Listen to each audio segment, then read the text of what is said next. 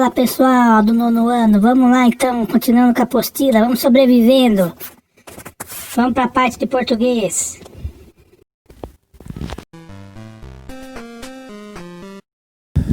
Bom dia pessoal, boa tarde, boa noite.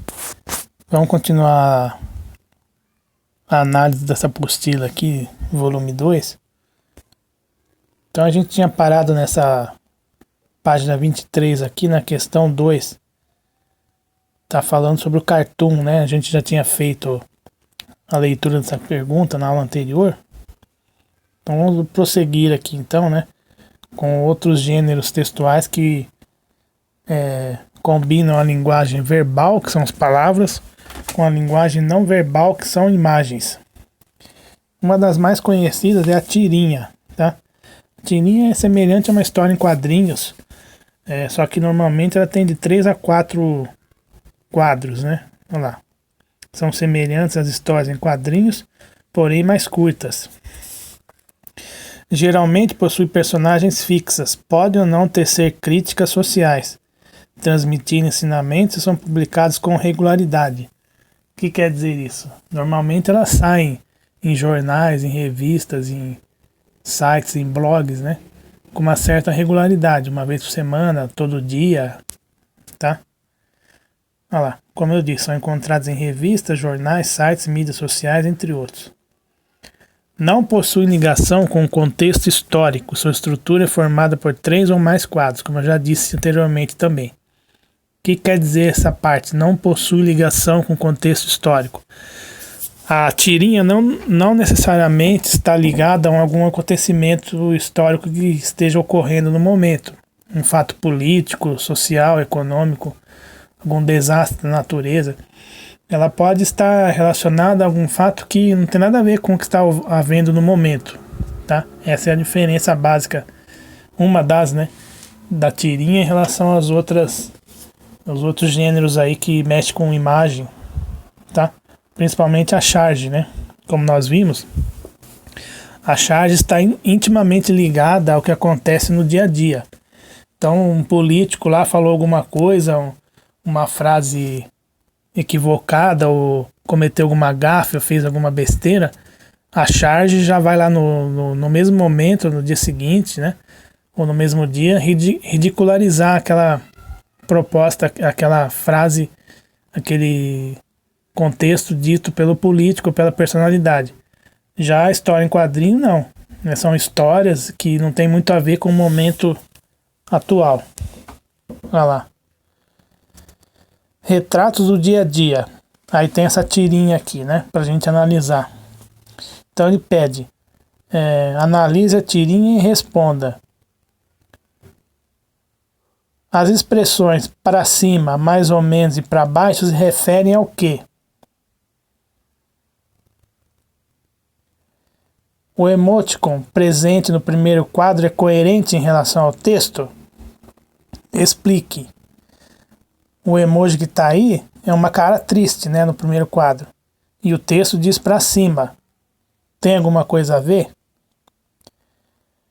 Na verdade, o que está para cima são os braços do bonequinho. E aqui no mais ou menos, está mais ou menos os braços, e aqui para baixo os braços estão para baixo, só que o emoji é o mesmo, tá?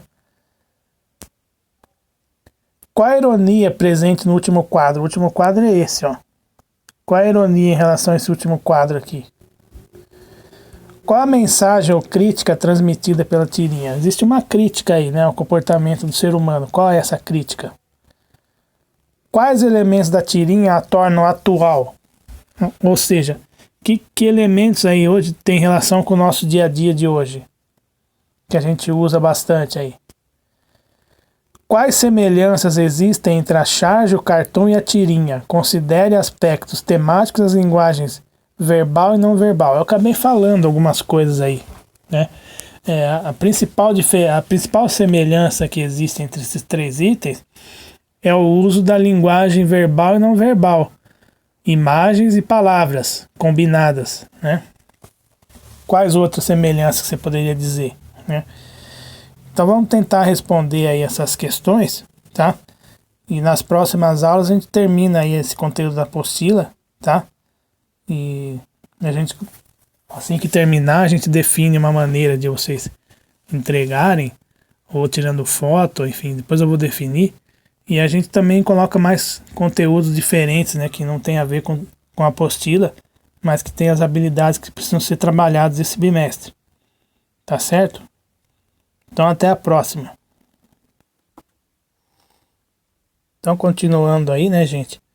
Na atividade 4 ele fala sobre a construção coletiva do conhecimento. O que é construção coletiva? Quando a gente constrói uma coisa, no caso conhecimento, através de diversas pessoas. Lá, um texto construído por diversas mãos. Não é a mesma coisa que fazer comentário, dar um joinha lá ou compartilhar alguma coisa. Contribuir significa produzir alguma coisa em termos de conteúdo, tá? Colaborar na internet significa contribuir com informação relevante. A escrita colaborativa começa com a ideia de alguém e essa ideia se amplia, evolui, se aperfeiçoa através da participação de outras pessoas. Então nós temos diversas formas aí, né? Plataformas de escrita colaborativa na internet. As mais conhecidas são as wikis, né? Sendo que a Wikipedia é a mais conhecida delas, que é uma enciclopédia em que as pessoas colocam lá um verbete com informações sobre determinado assunto e outras pessoas podem, através de um cadastro ali, uma verificação por parte deles, essas pessoas podem interferir no texto, ajudar com mais informações, colocar mais coisas, ou mesmo corrigir, né, informações que porventura estejam erradas lá, tá? E também tem outras maneiras de escrita colaborativa lá. Uma revista, um jornal, um digital, uma pesquisa, um artigo, dentre tantas outras. Então, para que vocês saibam mais sobre esse assunto, tem aí esses 2 endereços, né, da internet. E tem esses QR Codes aí que você pode posicionar o celular aí na sua apostila, que vai direcionar você para esses sites, né? Então a gente está vendo essas várias plataformas de conhecimento pela internet e plataformas de produção de conhecimento, de divulgação. Então nós vamos ver com o passar das aulas aí algumas delas, né? Claro que não vai dar para fazer um trabalho assim super bem elaborado, vídeos assim com animações, mas a gente pelo menos vai ter um conhecimento básico disso, tá? Então nas próximas aulas a gente continua aí, tá bom? Até a próxima.